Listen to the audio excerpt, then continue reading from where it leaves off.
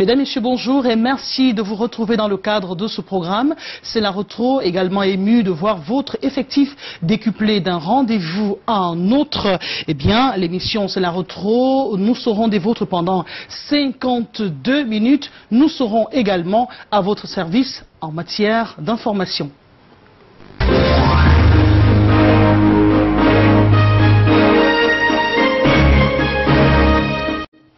Pour les 52 minutes consacrées à ce programme, nous recevons un docteur en droit public. Il est enseignant-chercheur à l'université de Douala, un habitué de ce plateau car régulièrement plébiscité par nos téléspectateurs. Docteur Luisan Essomba, bonjour.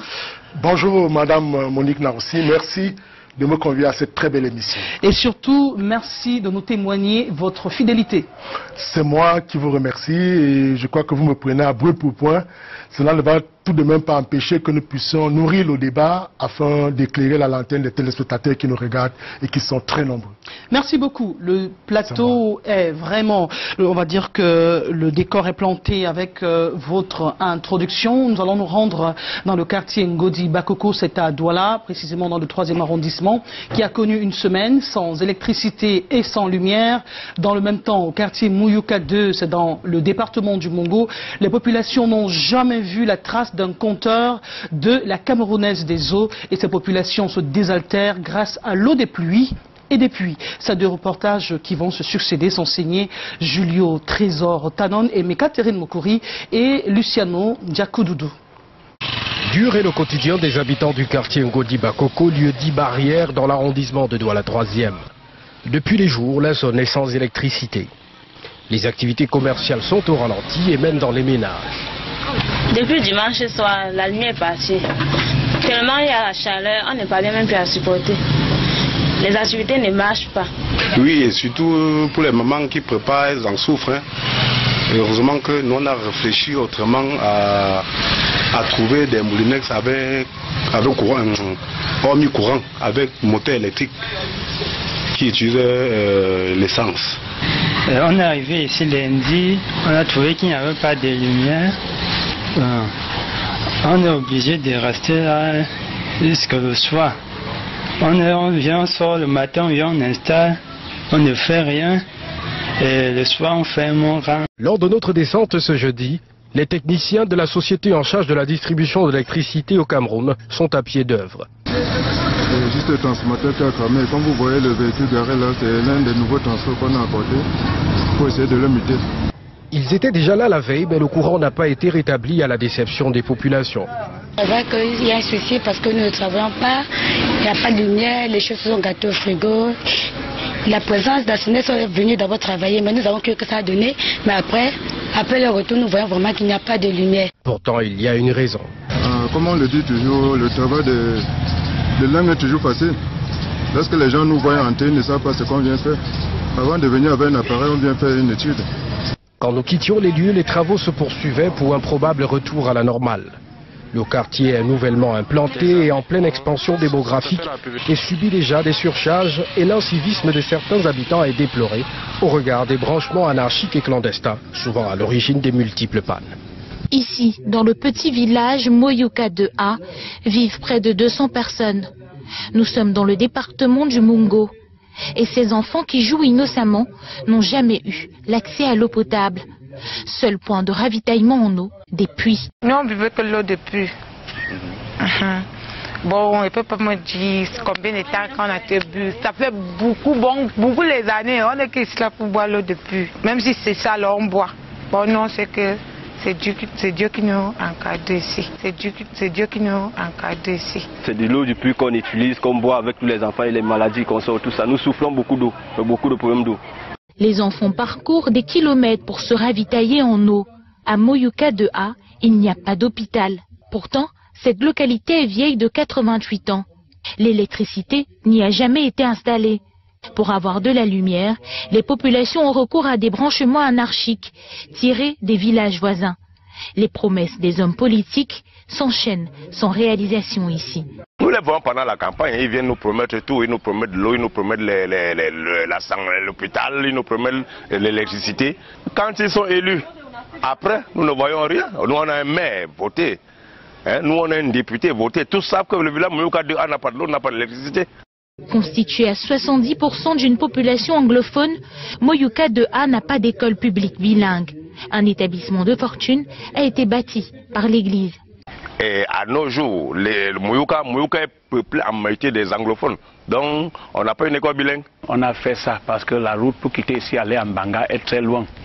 Et comme le gouvernement n'a pas encore fait quelque chose, on a décidé de faire quelque chose de provisoire. Les populations de Moyouka attendent toujours leur tour dans l'agenda des grandes réalisations.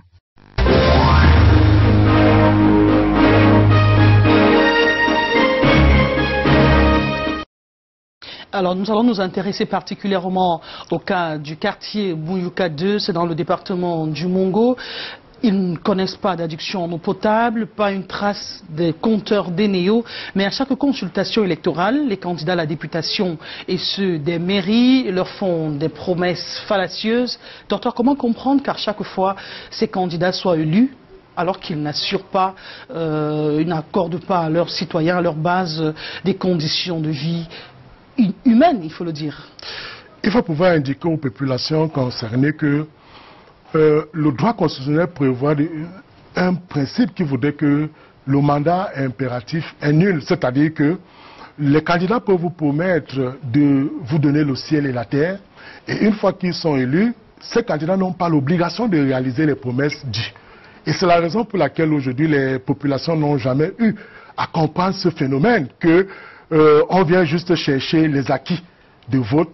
Et une fois qu'on a la qualité justement les députés ou des sénateurs, on n'a plus l'obligation de rendre compte aux populations qui vous ont porté à ces instances de délibération politique. Donc moi je pense pour ma part que les populations devraient faire très attention, essayer de, comment dire, par elles-mêmes, de pouvoir choisir les candidats qui sont mieux à même de pouvoir leur proposer quelque chose de concret. Peut-être qu'avant l'élection, autant de réaliser une œuvre pratique pour pouvoir convaincre l'électorat afin que celui-ci puisse vous porter aux instances ou du moins puisse vous accorder leur légitimité. Donc moi je pense que les populations devraient faire de plus en plus attention. Vous convenez avec moi que l'eau et surtout la lumière sont deux biens indispensables pour la vie des êtres humains. Et dès lors que ces deux biens sont absents, ça devient difficile pour le citoyen de vivre et d'assurer son bien-être. Donc moi je pense pour ma part que les populations devraient faire très attention. Voilà, nous sommes en année électorale et ces leaders, ces dirigeants reviendront avec ferveur et vigueur. Donc ces populations devraient faire attention et leur dire, écoutez, avant le vote, rien ne vous empêche de pouvoir nous mettre une adduction d'eau, de pouvoir faire un forage, de pouvoir nous électrifier le cœur, voilà, avant que nous nous engageons à vous donner notre légitimité. Parce qu'on dit souvent, les promesses politiques n'engagent que ceux qui y croient. Voilà. Selon nos informations au niveau du Parlement camerounais, il y a des fonds qui sont alloués aux parlementaires, aux députés pour assurer l'infrastructure sociale de base, justement, aux militants. Justement, c'est pourquoi Andron dit que le mandat impératif est nul. C'est-à-dire que l'électeur ou bien celui qui a été élu n'a plus aucune obligation, une fois qu'il a la qualité d'élu, de pouvoir venir réaliser ses promesses. Mais les fonds qui leur sont remis au niveau, les fonds qui leur sont remis, autant pour moi, à l'Assemblée nationale, pourraient quand même subir un certain contrôle. Puisque ces fonds sont destinés pour un but précis. Oui, vous savez, lorsque ces fonds sont destinés, ils sont destinés à l'endroit des députés. C'est-à-dire qu'en fait, le contrôle ici devient relatif. Parce que lorsque ces fonds sont attribués à des députés, c'est pour leurs micro-projets, ainsi de suite. Et ils vont justifier, ok, je suis allé au village, tel lieu. Et vous savez qu'une fois qu'un député est élu, il ne dépend plus forcément de la localité qu'il est élu. C'est-à-dire qu'il sert pour la nation, un peu comme le disait John Mwele. Le député doit servir pour la nation. Donc dans le cas d'espèce, vous convenez avec moi que avec l'argent qu'ils ont dans les projets, chaque député est donc libre de pouvoir les implémenter sur le terrain de la pratique. Et comme je le disais tantôt, le mandat impératif étant nul, la population ne va attendre que les prochaines échéances électorales pour pouvoir certainement les sanctionner sur la base d'une élection contraire. Et le moment est très bien choisi pour les citoyens de Mouyouka 2e, qui devront justement proposer leur suffrage au mieux disant. Nous allons poursuivre cette émission en nous intéressant à l'actualité qui a paru être la plus costaud de cette semaine. Il s'agit de l'extradition des séparatistes anglophones au Cameroun, précisément leur leader Sisikou Ayoktabe, détenu au Nigeria depuis le 5 janvier dernier. Il a été extradé au Cameroun le 29 janvier selon une sortie du ministre en charge de la communication Issa Tiroma Bakari. Ayoktabe était en compagnie de 46 de ses partisans. Dans ce reportage qui va suivre, signé Rodrigue Tonguet, nous allons davantage nous intéresser aux suites judiciaires de cette affaire. Reportage. Maintenant, l'on sait de diverses sources, les journaux ou le collectif d'avocats constitué pour Ayoktabe et compagnie, que lui et certains de ses coreligionnaires sont détenus au secrétariat d'État à la Défense. Après certainement une extradition du Nigeria au Cameroun, si on lit entre les lignes le communiqué du ministre de la Communication à ce sujet. C'est une grille de lecture qui n'est pas loin d'être partagée par Maître Etémé, avocat au barreau du Cameroun qui suit à distance cette affaire. Je me contenterai d'indiquer que l'extradition est une procédure normale qui permet que lorsque quelqu'un posé ou commis des infractions et qu'il se retrouve hors de sa juridiction, que sa juridiction réclame que cette personne soit jugée et que cette personne soit mise à sa disposition. Évidemment, il y a tout un régime juridique de l'extradition. Vous ne pouvez pas extrader de l'état A vers l'état B qui demande l'extradition un individu qui risque d'être victime de torture, qui risque d'être victime de mauvais traitements. C'est des petites questions qui peuvent être évoquées. Mais quelle pourrait être la nature des accusations retenues contre ces compatriotes qui se sont manifestement mis en marge de la République? La première catégorie d'infractions peut être tirée du code pénal. C'est des infractions de droit commun. Est-ce qu'il peut s'agir des atteintes à la Constitution de la République? À ce moment, on va questionner le code pénal dans ses articles 111 et suivants. On pourra s'interroger sur la sécession, on pourra s'interroger sur la guerre civile, on pourra s'interroger sur la révolution, on pourra s'interroger sur la bande armée, on pourra même s'interroger sur l'insurrection. Si nous laissons de côté ces infractions basiques, on peut aussi aller questionner une infraction dont on a beaucoup parlé, c'est le terrorisme et les autres infractions qui lui sont connexes.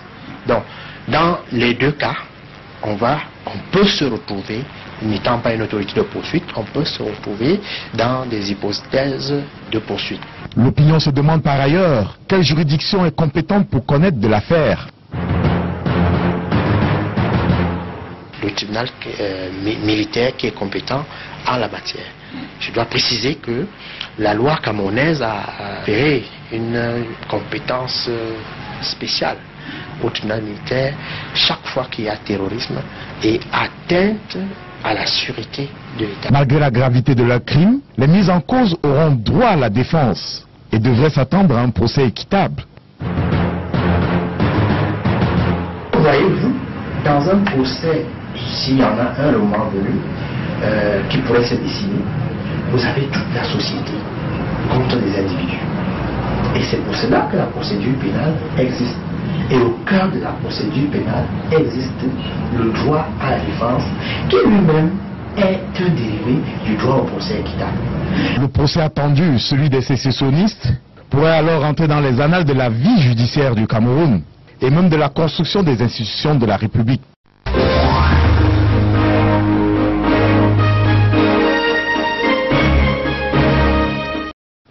Très bien.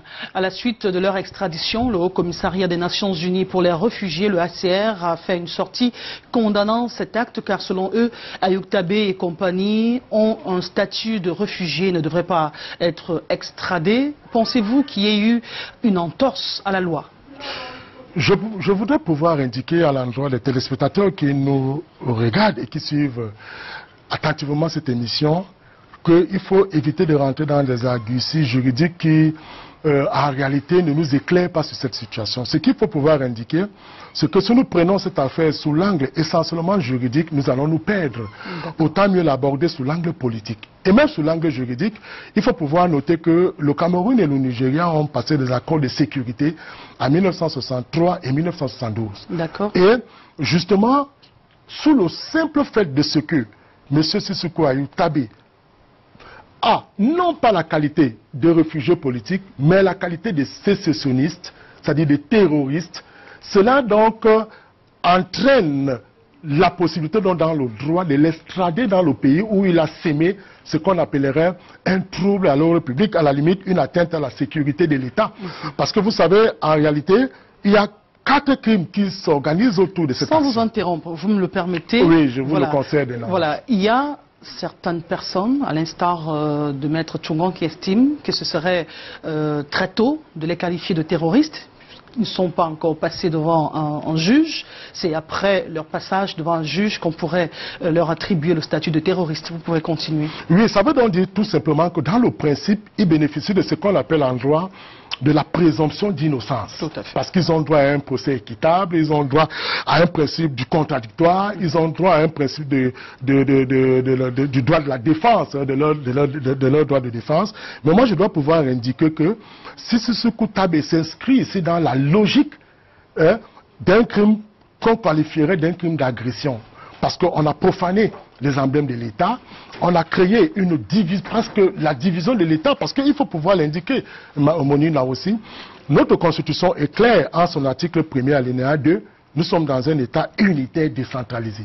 Et ça veut dire en fond que cet État unitaire décentralisé exclut la sécession, exclut le fédéralisme et justement exclut toute velléité de division de l'État du Cameroun. Ça veut donc dire que si Sissoko Tabé a besoin d'obtenir le pouvoir politique, autant mieux s'inscrire dans les voies reconnues, consacrées par les textes, c'est-à-dire passer par une voie d'élection. D'accord. On assiste quand même à un certain ping-pong depuis que cette affaire a pris racine, précisément depuis l'arrestation d'Ayou Tabé du côté du Nigeria. On a parlé par exemple de l'association des avocats africains qui ont également commis un communiqué dans lequel ils fustigeaient le Nigeria d'avoir extradé Sissoko Ayou Tabé. Le ministre camerounais en charge de la communication, Issa Tchirwa Bakari, a réaffirmé justement la détermination du Cameroun et du Nigeria à ne jamais tolérer que leur territoire serve de base à des activités de déstabilisation de l'un ou de l'autre pays. C'était pour mettre de l'eau à votre moulin. Justement. Alors, une autre question avec l'arrestation des leaders sécessionnistes. D'aucuns avaient espéré que ce mouvement perdrait une certaine sève, perdrait une certaine vitalité.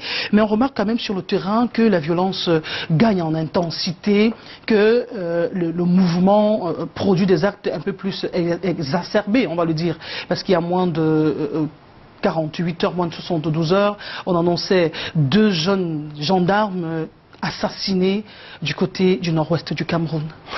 Monida aussi, il faudrait pouvoir indiquer une chose, et une chose qui mérite d'être retenue avec beaucoup d'attention.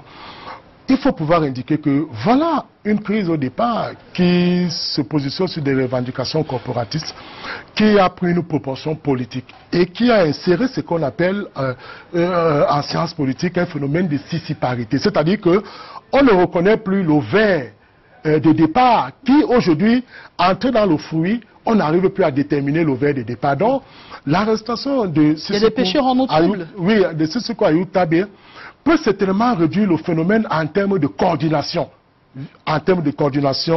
dynamique, emblématique, mais je dis en termes de persistance de la crise, ça va y demeurer. Parce que pourquoi nous recommandons à l'État de davantage accélérer le processus de sécurité, le processus sécuritaire, pour permettre aux uns aux autres de pouvoir vivre dans cette zone dite querellée. Je veux pouvoir vous révéler quelque chose qui continue à nous gêner. Moi, j'ai mon petit frère à Bamenda qui il a déjà fait 13 ans. Il est pratiquement découpé de toute sa famille, c'est-à-dire que tous ses enfants sont au nord, et lui, il est à Bamenda avec ses enfants. Vous convenez avec moi que c'est une situation très difficile, avec justement les décès qui sont enregistrés, autant dans la partie civile que chez nos forces de sécurité et de maintien de l'ordre, je crois que c'est une situation regrettable.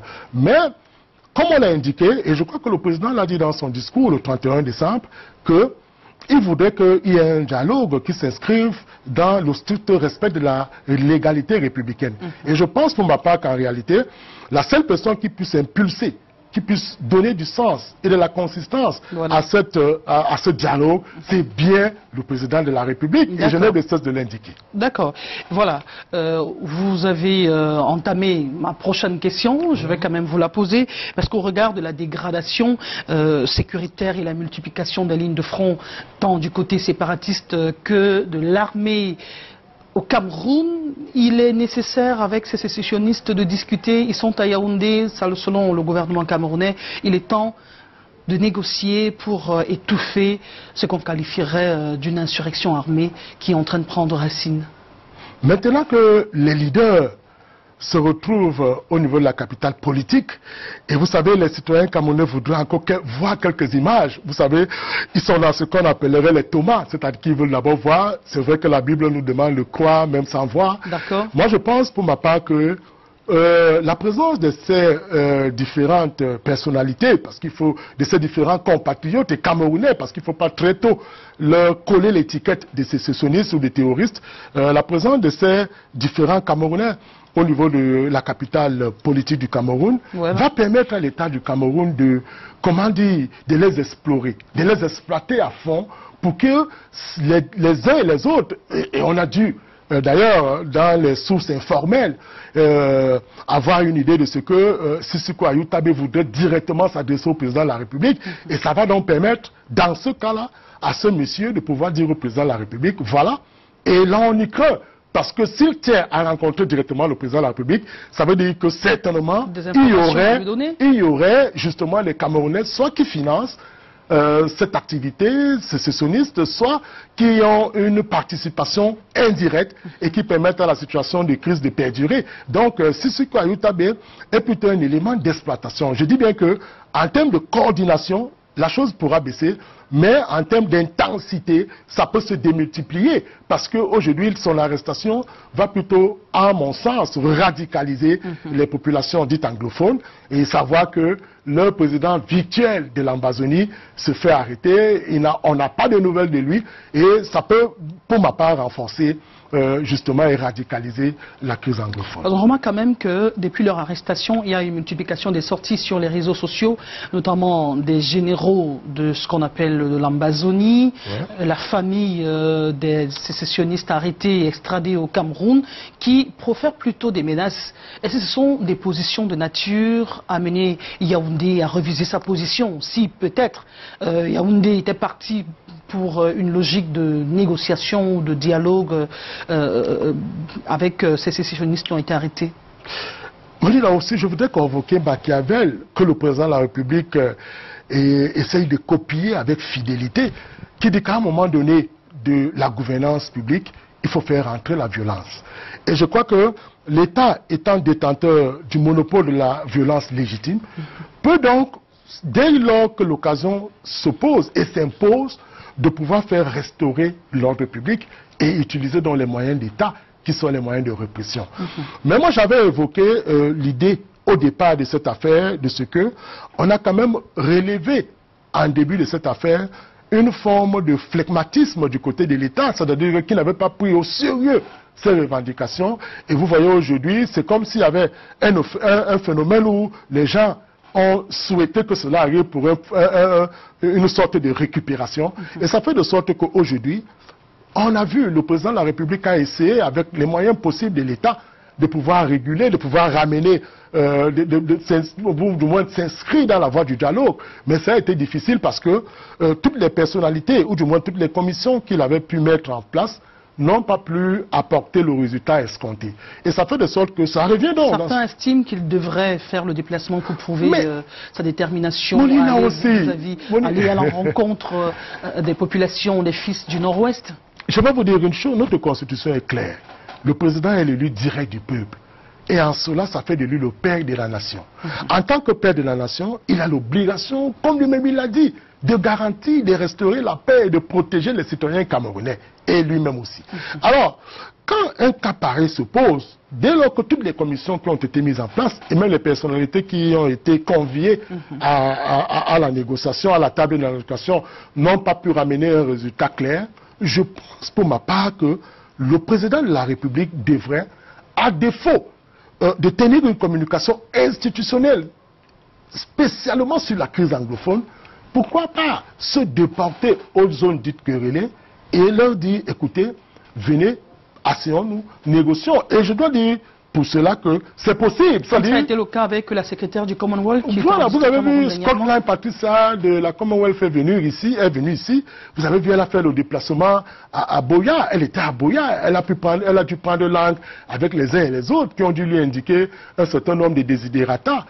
Je pense pour ma part que le président de la République, c'est l'élu du peuple, c'est le représentant de l'État devant la permanence de l'histoire. Il a donc pour obligation, nous le disons toujours, de descendre sur le lieu, même si ce n'est que sur un aspect formel. C'est-à-dire, il descend, il a contact avec les chefs traditionnels, il a contact avec les autorités religieuses, il a contact avec les autorités politiques de la place. Vous allez voir que, quels que soient les cas, quelque chose pourra relativement changer, même si on n'espère pas que, voilà, on n'espère pas que la paix pourra revenir d'un coup de bâton magique, mais on aura senti que le président de la République lui-même se serait personnellement investi pour nous ramener la paix dans ces zones dites de crise anglophone. Très bien. Alors, selon un décompte de l'AFP établi sur la base des déclarations officielles, 19 militaires et policiers ont été tués depuis novembre 2017, tandis que les réseaux sociaux pro-anglophones diffusent des photos des civils tués, des villages mis à sac par l'armée sans qu'il soit possible de vérifier l'authenticité. Nous allons partir de ce sujet pour un autre. Cette fois-ci, il s'agit de l'actualité au sein du Social Democratic Front. Nous interrogeons, va-t-on vers une déchéance de Nidjon Fundi au sein du parti de la balance en 26 ans de régime?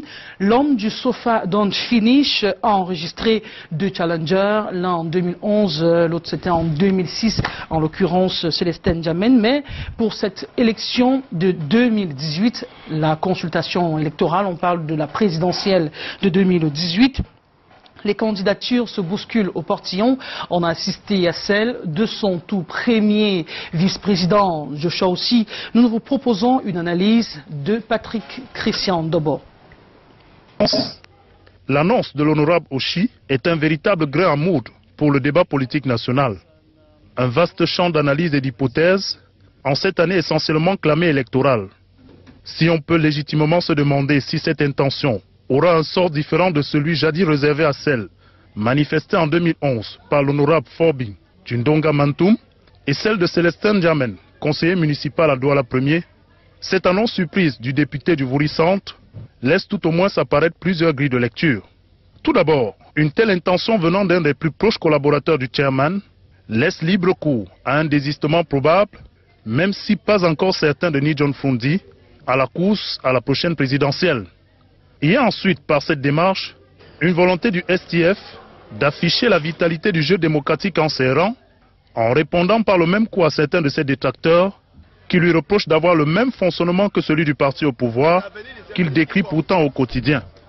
On pourrait aussi y voir la recherche d'un électrochoc dans un contexte de crise anglophone où certains analystes évoquent un désamour grandissant vis-à-vis du parti dans des zones considérées traditionnellement comme étant son bastion électoral. Enfin, cette sortie pourrait également, en cas de désistement effectif de Nidjon Fundi, être un fait inédit depuis le retour du multipartisme. L'homme de Tarikon, absent pour la première fois depuis 1992 d'une élection présidentielle, ce serait sans doute un tournant décisif de la vie politique dans notre pays. Mais bien plus, un miroir pour les autres acteurs qui incarnent ce jeu politique depuis des décennies. En attendant, loin de toute analyse, le SDF marque par cette sortie de son premier vice-président des précieux points dans le jeu politique national en cette année très sensible.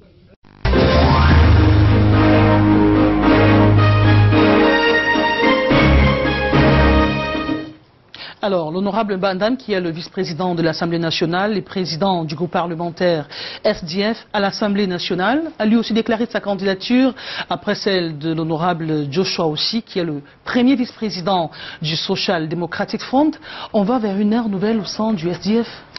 Oui, c'est une véritable dynamique emblématique dans le parti politique du Social Democratic Front. Vous savez, vous avez deux candidats qui se sont prononcés à la candidature. Qui ne sont pas les moindres. Voilà, qui ne sont pas les moindres. Vous avez Joshua aussi, vice-président, qui a une autorité, une popularité certaine. Et vous avez de l'autre côté en face, M. Mbandam, qui est vice-président de l'Assemblée nationale et qui est d'ailleurs aussi président du groupe parlementaire du SDF. Donc vous comprenez donc que c'est deux monsieur costauds qui vont donc affronter le chairman.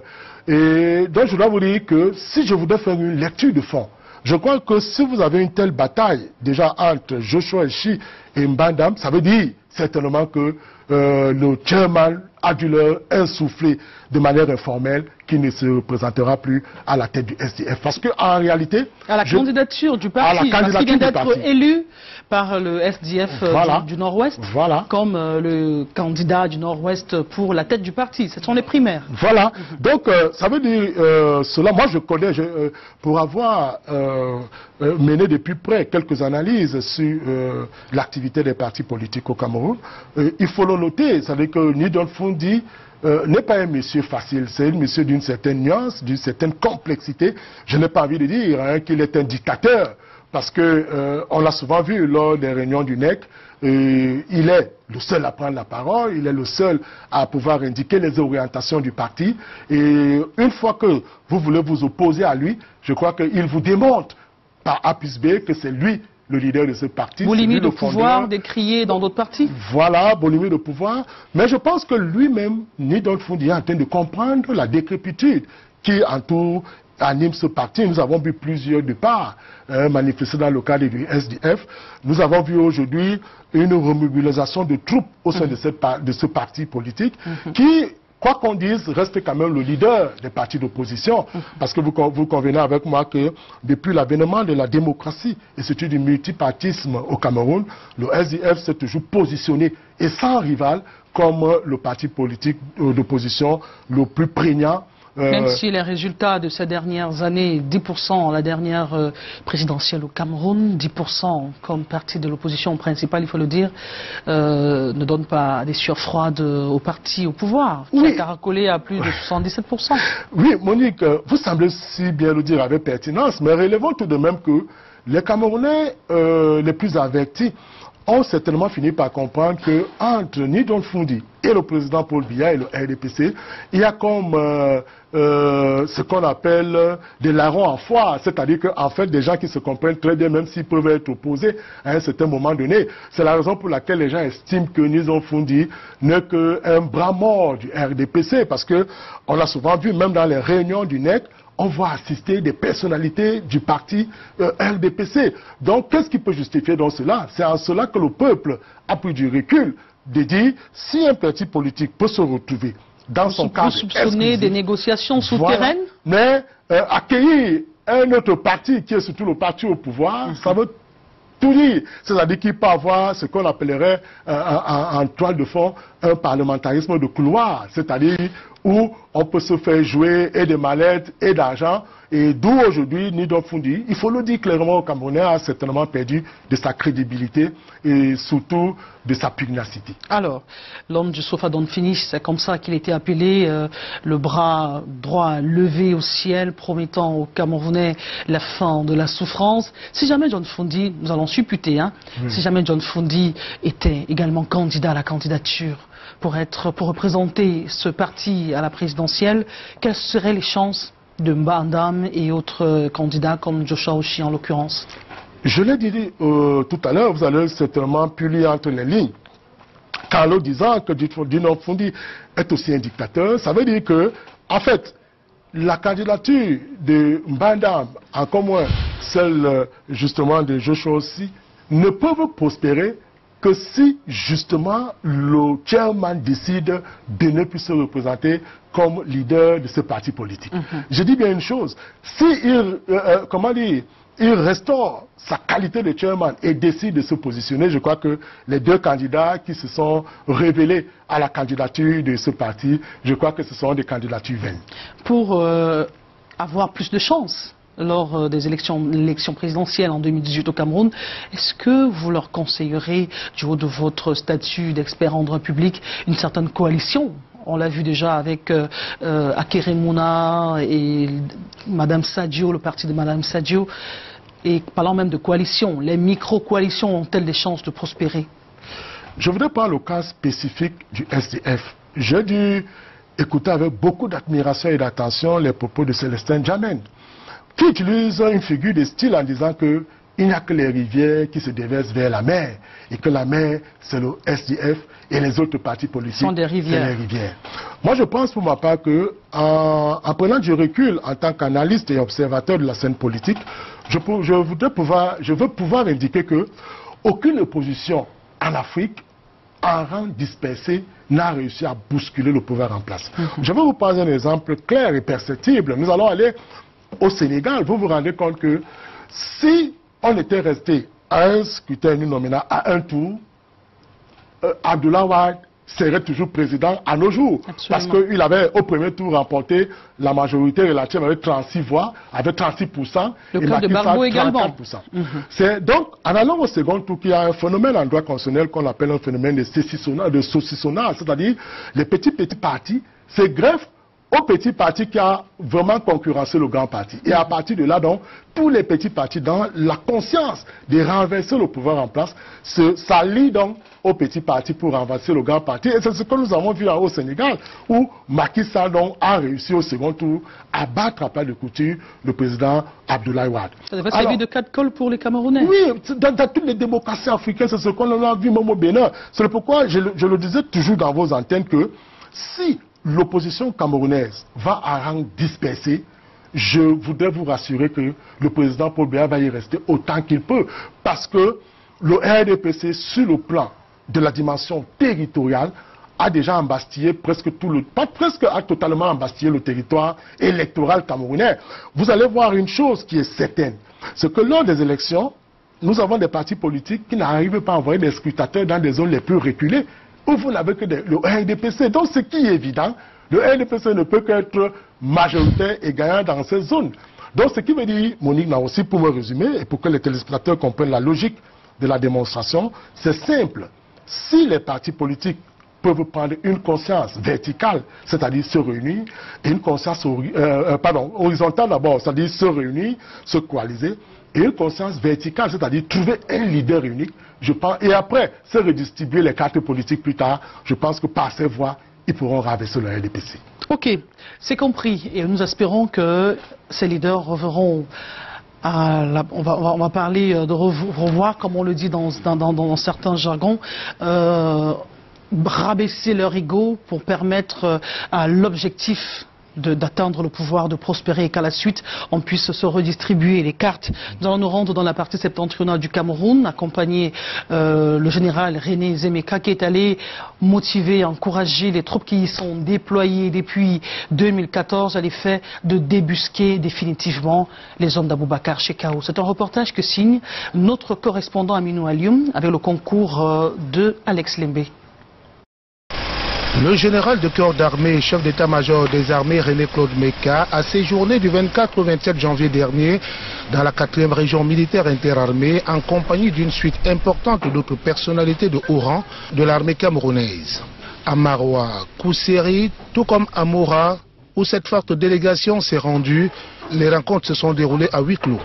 Néanmoins, à la fin de la visite, le chef d'état-major des armées s'est confié à la presse pour donner en quelques mots l'objet de sa visite. Je viens ici, comme j'ai l'habitude de venir, encore que ça fait depuis environ 6 mois que je ne suis pas revenu ici. Si je viens ici, ce n'est pas parce que ça va mal. Je peux venir aussi parce que les hommes travaillent bien et je viens les féliciter. On pourra retenir en quintessence que cette visite en tout début d'année avait pour objectif de venir féliciter les troupes au front pour le merveilleux travail qu'elles abattent dans le cadre du conflit contre Boko Haram et les rassurer du soutien de la hiérarchie qui les encourage. C'est-à-dire que le Boko Haram perd de plus en plus de terrain, de plus en plus d'hommes et de plus en plus de l'influence sur les hommes. Parce que, en plus donc des coups qu'il reçoit dans les combats, il y a de nombreuses redditions en cours actuellement. C'est vrai, si Boko Haram perd du terrain, du matériel et des hommes, il n'est pas exclu qu'il continue à être nuisible. Donc, il faut redoubler de vigilance pour l'anéantir complètement. Au terme de cette visite, c'est le chef d'état-major des armées qui s'est dit satisfait.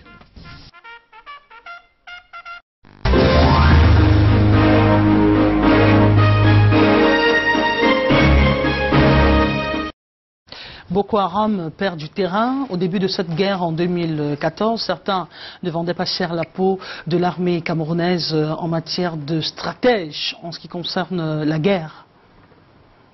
Oui, je pense pour ma part qu'il faut pouvoir en féliciter et de la manière la plus vive nos forces armées pour justement cette vivacité, pour ce talent avéré au niveau de nos frontières pour restaurer justement la paix et la sérénité. Et vous pouvez imaginer qu'avec la descente du général, cela va remobiliser davantage les troupes et va également donner espoir à nos populations. Vous savez, on a fait un bilan qui a quand même été regrettable, que depuis le mois de janvier jusqu'à nos jours, nous avons perdu déjà près de 25 compatriotes dans cette zone du Nord, du Grand Nord. Donc ça ne fait toujours pas plaisir de savoir que nous avons perdu des compatriotes, ça fait toujours très mal. Mais je pense que l'armée camerounaise fait, avec les moyens qu'elle dispose, tout le nécessaire pour que la paix soit restaurée. D'accord. Nous allons évoluer en sport. Après Antalya Sport, le Goliader camerounais dépose ses valises à Konya Sport. C'est un club turc classé 17e sur 18 équipes, il faut le dire. Et Samuel Eto'o arrive comme sauveur. Que peut-il apporter à ce club? Pourquoi le Camerounais choisit-il de rester en Turquie? Les détails dans cet élément d'Emeka Terren Mokori. Un accueil chaleureux pour le Camerounais Samuel Eto'o. Le Petit pose ses valises à Konya Sport, un autre club du championnat turc, à l'avant-dernier rang du classement. D'où l'importance, la joie de la venue d'une légende comme Samuel Eto'o. Samuel Eto'o peut être d'un apport assez multiple. C'est un joueur qui a une grosse expérience, une grosse expertise, parce que c'est un joueur qui, sur le plan du jeu, peut apporter à travers ses qualités. Vous savez, Samuel Eto'o, malgré ses 36 ans, il est capable de vous prendre, de vous avaler 100 mètres et de vous inscrire un but. Donc je pense qu'il a ses qualités techniques qu'il pourra apporter dans ce club-là. Et maintenant il a ce côté de l'expérience. Parce qu'il faut signaler que ce club actuellement n'a inscrit 19 buts en championnat. Et l'attaque de ce club fait preuve d'une efficacité criarde. Pour le Camerounais, c'est un nouveau challenge. C'est un challenge autant sportif et même financier. Parce que vous savez, Konya Sport est classé 17e du championnat turc. Et aujourd'hui, je pense qu'il a à cœur de pouvoir relever ce club et de permettre à ce club de se maintenir en Super League turque. Maintenant, après, il y a pourquoi pas aussi un choix financier, puisqu'il faut dire qu'avec ce club, il aura un salaire brut annuel de 2,5 millions d'euros par an. Et il a signé un contrat de 2 ans et demi renouvelable. Sur un autre plan, rester en Turquie peut être très bénéfique pour Samuel Eto'o. La Turquie a ce côté atypique de ne pas avoir des taxes assez élevées au niveau du revenu des footballeurs étrangers. Seulement 15% généralement sont extraits du revenu annuel des joueurs. Donc je pense que ça peut aussi être une raison. Maintenant après, une autre raison, c'est aussi celle d'être d'un pays qu'il a adopté. Il a d'autres qualités parce que vous savez, c'est un joueur qui est au crépuscule de sa carrière. Et quand vous êtes au crépuscule de votre carrière, il faut déjà penser à l'après-carrière. Pour l'instant, le défi à relever, sortir Konya Sport de la zone rouge. À Antalya Sport en 2 ans, Samuel Eto'o comptabilise 75 matchs pour 45 buts. Des stats que les supporters de Konya Sport espèrent voir doubler pour leur club.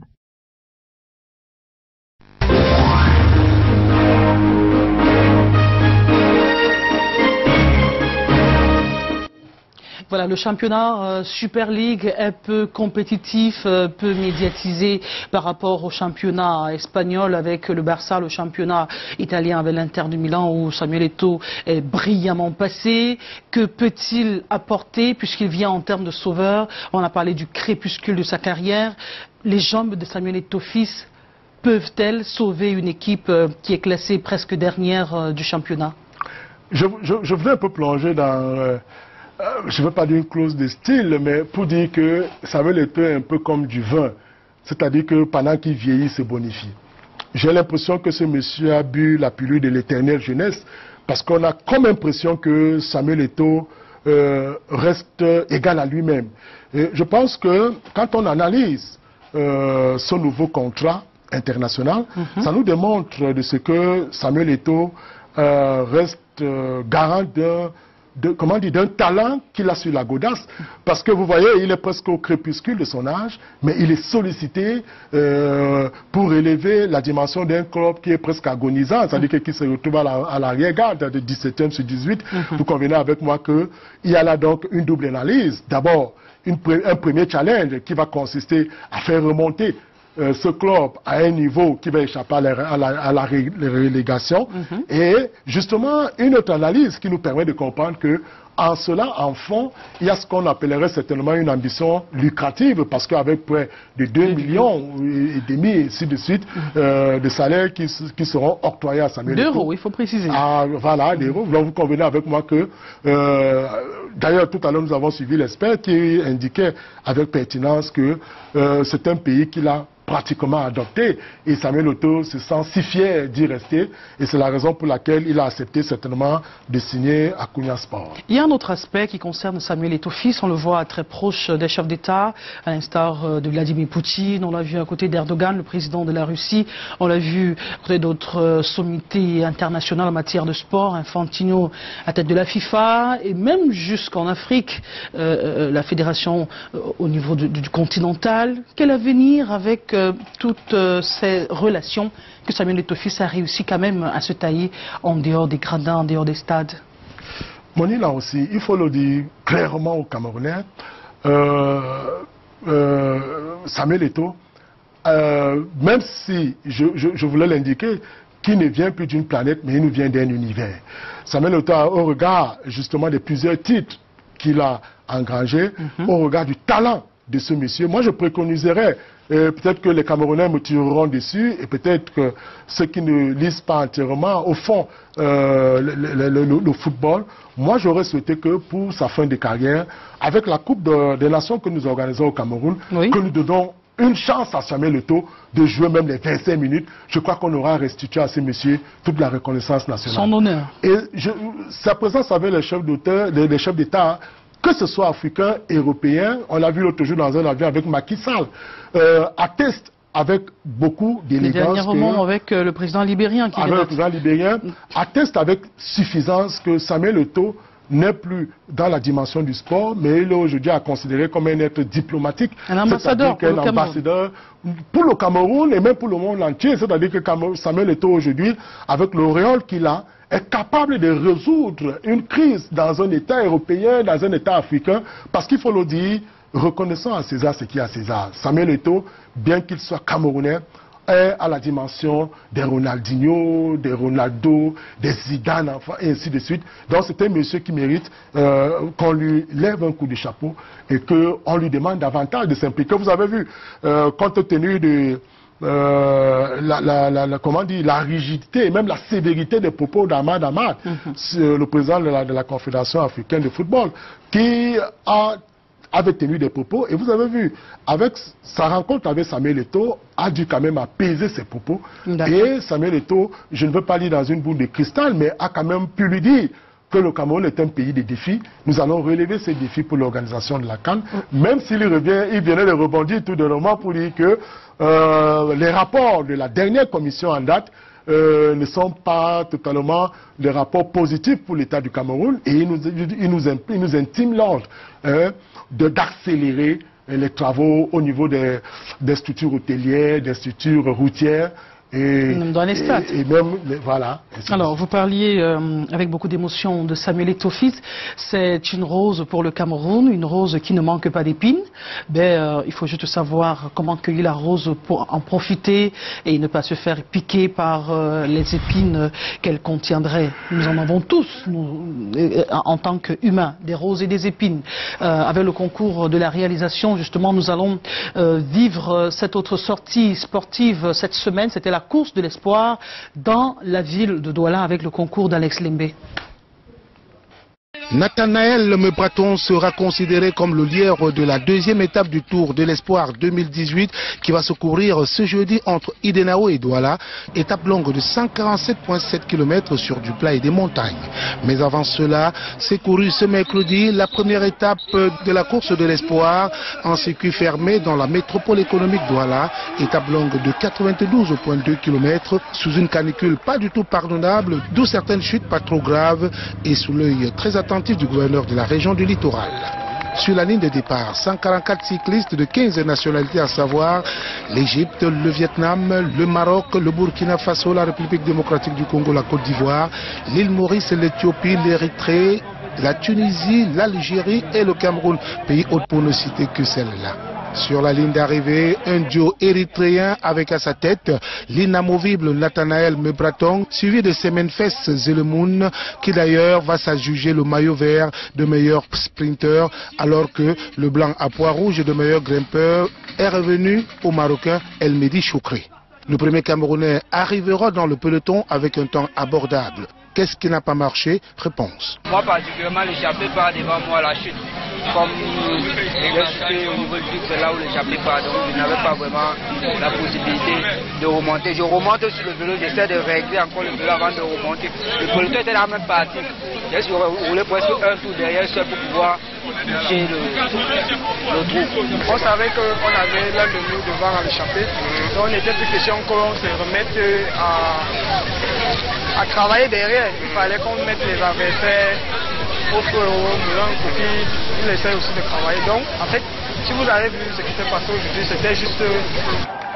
Rappelons que c'est une course de la catégorie des espoirs, à savoir les U23. Elle est qualificative à la course de l'avenir prévue en France en septembre prochain. Les deux meilleures équipes se qualifieront pour la France.